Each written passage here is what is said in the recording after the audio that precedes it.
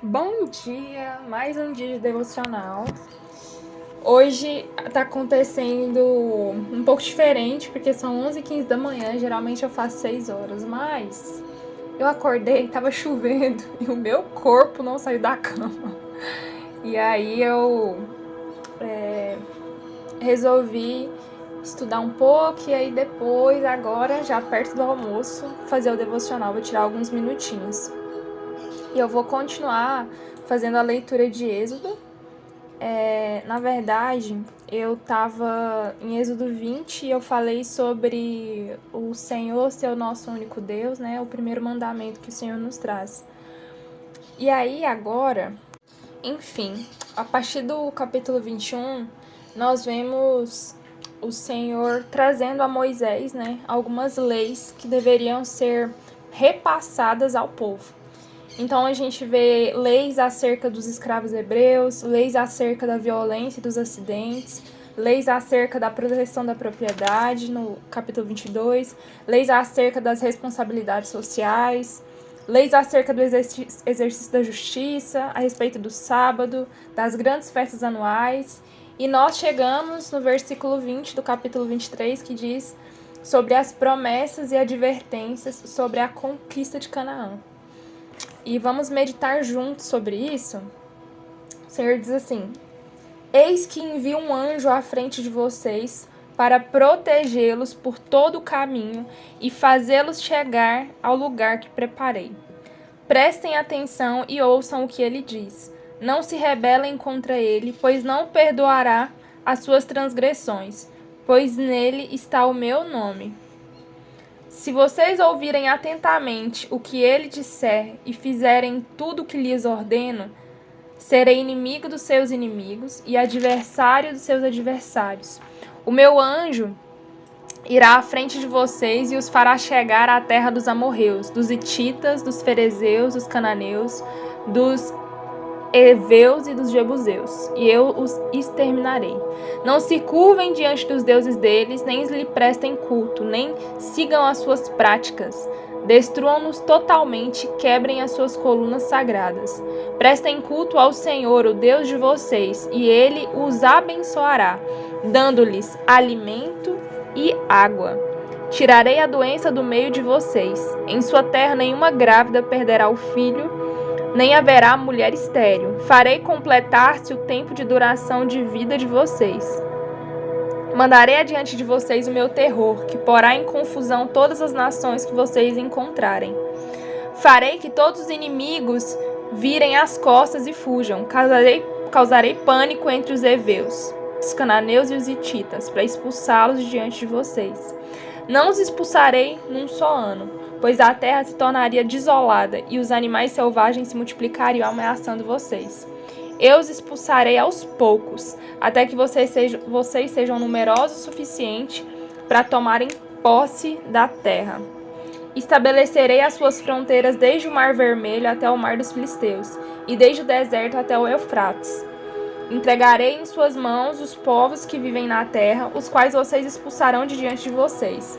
Não façam aliança com eles, nem com seus deuses. Não deixem que esses povos morem na terra de vocês, senão eles os levarão a pecar contra mim, porque prestar culto aos deuses deles será uma armadilha para vocês. E assim nós chegamos ao final do capítulo 23. E, bom, enquanto eu estava lendo, algo que me chamou muito a atenção esses últimos capítulos é primeiro que o Senhor ele tira o povo israelita do Egito, da opressão do faraó, e quando eles começam a caminhar em direção ao lugar que o Senhor já estava preparando para eles, o Senhor começa a entregar para eles em etapas a provisão necessária para que eles permanecessem vivos e firmes durante a caminhada. E é muito interessante porque primeiro nós falamos sobre a provisão do Senhor, que eram aquele maná que descia dos céus. Depois, mais adiante, nós vamos ver a água, porque o povo estava com sede. E aí o Senhor guia Moisés a bater na pedra e da pedra sai água para alimentar a sede daquele povo. E nós vemos características muito peculiares do tratamento de Deus com aquele povo. Porque em relação a aquele maná, o Senhor queria mostrar para o povo que ele iria pessoalmente alimentar o seu povo. Não era o povo que iria se alimentar, não era o povo que iria atrás da sua comida, mas o Senhor pessoalmente, ele mesmo entregaria o alimento que iria suprir aquele povo, que era o maná. Mais na frente nós vemos a água. Não foi o povo que encontrou a água, foi o Senhor que no tempo determinado direcionou Moisés a bater naquela pedra, e quando aquela pedra jorra água, mais uma vez, o Senhor deu água àquele povo. É muito interessante a gente pensar sobre isso, porque o Senhor não só levou o povo ao deserto, mas o Senhor pessoalmente alimentou eles e supriu a fome e a sede deles. E agora nós vemos o Senhor entregando leis para aquele povo, né? Os 10 mandamentos. E por que leis? Porque leis organizam a conduta de um povo. Hoje, no nosso sistema judiciário brasileiro, existem códigos, Código Penal, Código Civil, enfim. Esses códigos estão lá normas que falam que se você cometer determinado crime, você será punido. Se você fizer isso, você terá direito àquilo. Por que isso? Para organizar o povo. Ou seja, existem condutas que as pessoas podem praticar e existem condutas que elas não podem praticar. E se elas praticarem, elas serão punidas por isso.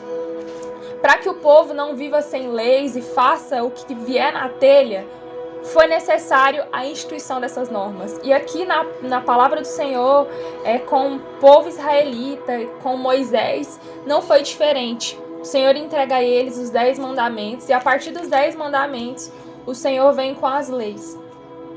E é muito interessante o primeiro mandamento ser: não adorarás a outro Deus além de mim, e não levantarás ídolos, né? Porque esse é o princípio de tudo.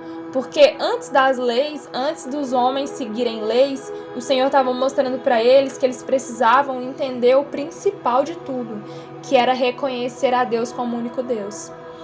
E aí nós chegamos a uma parte muito bonita, quando chega no versículo 20 do capítulo 23, que o Senhor faz uma promessa e também faz advertência a respeito da caminhada daquele povo durante o deserto.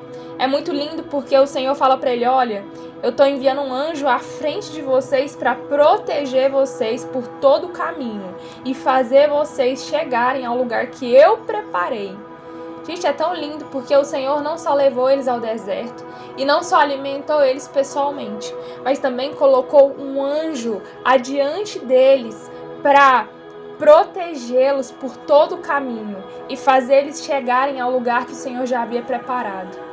É muito interessante porque o Senhor não só retirou aquele povo do lugar de opressão, mas pessoalmente Ele garantiu a travessia desse povo pelo deserto. Ao contrário do que o povo pensava, eles não estavam caminhando sem uma direção. Eles não estavam caminhando por um lugar que não existia, ou por um lugar de dúvida, apesar deles terem dúvida nos seus corações. Mas eles estavam caminhando, sendo direcionados por uma mão que eles não estavam vendo, que era a mão do Senhor. E trazendo isso para a nossa aplicação pessoal, muitas vezes o Senhor, Ele nos leva a desertos, né? Ele nos leva e nos coloca em situações que muitas vezes nós não temos o controle do que está acontecendo. Muitas vezes nós não conseguimos ver uma saída, muitas vezes nós não conseguimos ter a nossa autodeterminação de, cara, se eu fizer isso, vai acontecer aquilo. Não, existem situações em que a gente se vê no deserto e a gente não sabe o que fazer, como proceder. A gente só sabe que a gente está no deserto. E o mais incrível é que se o Senhor nos levou até esse deserto, não foi nós que caminhamos até ele sozinho, o Senhor nos garante pessoalmente provisão, companhia e proteção. Isso é muito lindo da parte do Senhor, Porque hoje nós entendemos que, dependente do deserto que nós estamos enfrentando, o Senhor vai garantir a você provisão, vai garantir a você a companhia dele, ou seja, você não vai passar fome, porque ele pessoalmente vai te entregar maná. Independente de como esse maná seja, independente da sua sede, ele vai providenciar água viva. Independente do que você esteja passando, ele irá garantir a companhia dele com você. E ele não só garante a companhia, mas já há um lugar preparado. Não é um lugar que ainda está sendo construído. Mas se ele te levou ao deserto, você precisa ter no seu coração que mesmo que você não veja a terra prometida, mesmo que você não está vendo e contemplando com seus olhos Canaã, que é o lugar em que ele vai te levar e que ele tem prometido que ele vai te levar, tenha certeza no seu coração que o lugar já está preparado. E o mais incrível, o lugar não foi preparado por você, o lugar foi preparado pelo Senhor. Então, se você está no caminho e ele está te direcionando por um lugar que já está preparado, não há como errar. E é muito incrível porque o Senhor, ele não foi, como é que eu posso dizer? Ele não foi não empático com o povo de Israel, porque ele entendia os medos do povo. Sabe, ele compreende o coração humano, ele sabe que nós temos dúvidas, ele sabe que nós somos frágeis, fracos, e ele não é indiferente a isso. Então, quando nós olhamos para o povo israelita e por toda a trajetória que eles construíram no deserto, nós olhamos para um povo desobediente, um povo desleal, um povo que a todo tempo estava reclamando e murmurando, e a gente começa a olhar para esse povo e começa a ficar com raiva desse povo, porque a gente lendo a Bíblia, a gente vê, lendo a palavra, a gente vê que, gente, o Senhor tirou aquele povo da opressão. Como que eles fazem isso, sabe? Mas mesmo assim, mesmo a gente olhando com esse olhar de condenação, é muito lindo, porque o Senhor olha para eles com um olhar de amor. O Senhor olha para eles com um olhar de esse é o meu povo, esse é o meu povo. Lá no capítulo 19, no versículo 5, o Senhor vai dizer para eles: agora, se me obedecerem fielmente e guardarem a minha aliança, vocês serão meu tesouro pessoal dentre todas as nações. Embora toda a terra seja minha, vocês serão para mim um reino de sacerdotes e uma nação santa. E essas são as palavras que você dirá aos israelitas. Ou seja, o Senhor estava entregando para esse povo, né, através da vida de Moisés, essa promessa de que eles seriam o tesouro pessoal do Senhor. E o Senhor conhecia o coração desse povo, mas estava entregando essa promessa a eles.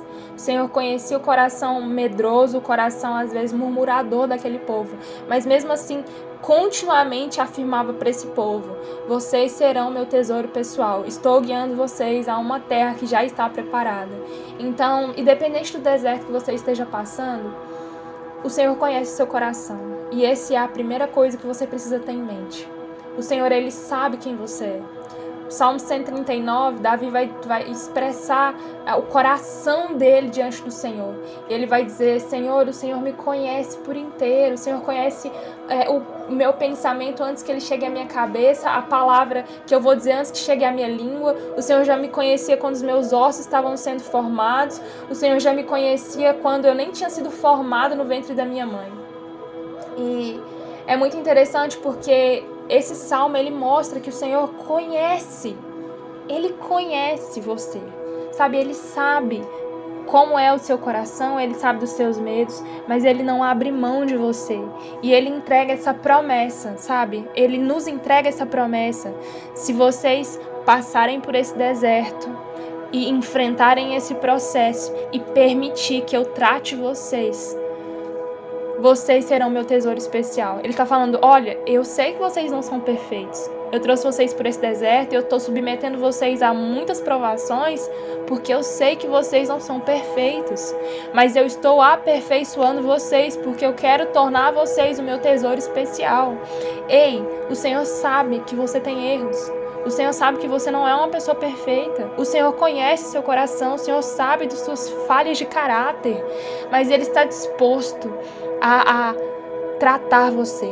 Ele está disposto a submeter você a provações para fazer de você um varão perfeito, para aos poucos ir limpando as suas vestes. Lá em João 15, nós vemos o Senhor falando que Jesus é a videira e nós somos os seus ramos.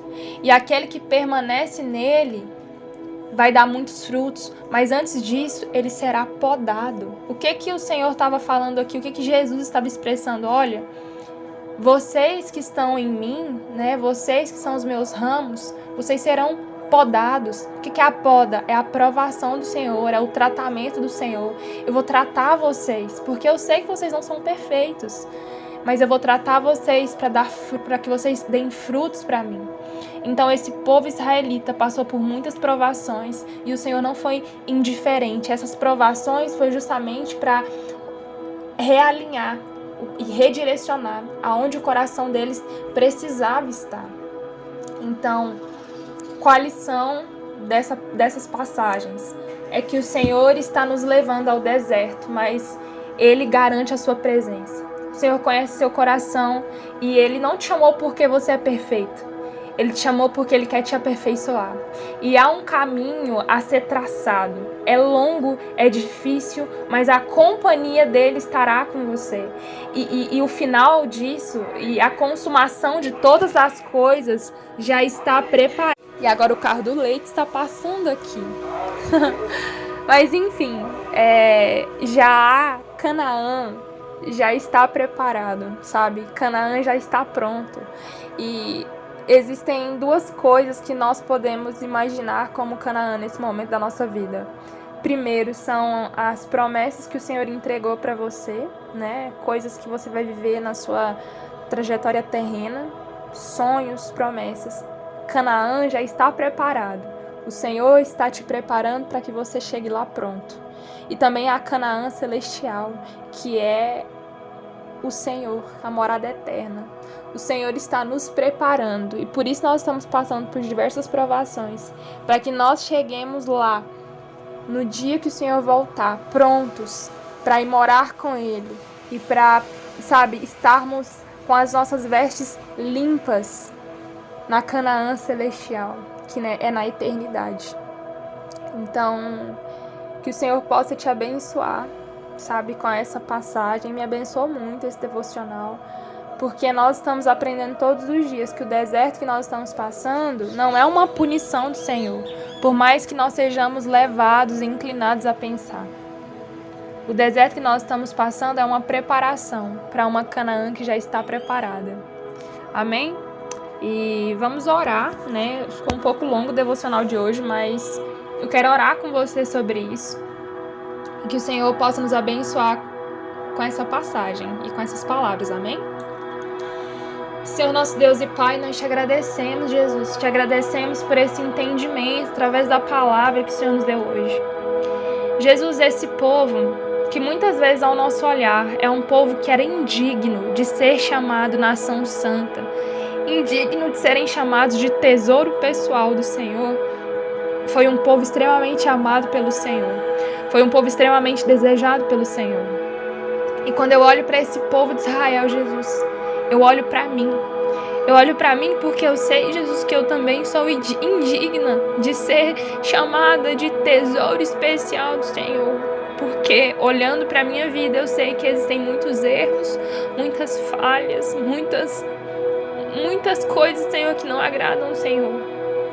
Mas eu te agradeço, Deus, porque o Senhor está nos submetendo a provações, a podas, a desertos, para que as nossas vestes sejam limpas, para o momento em que nós alcançaremos a tua Canaã.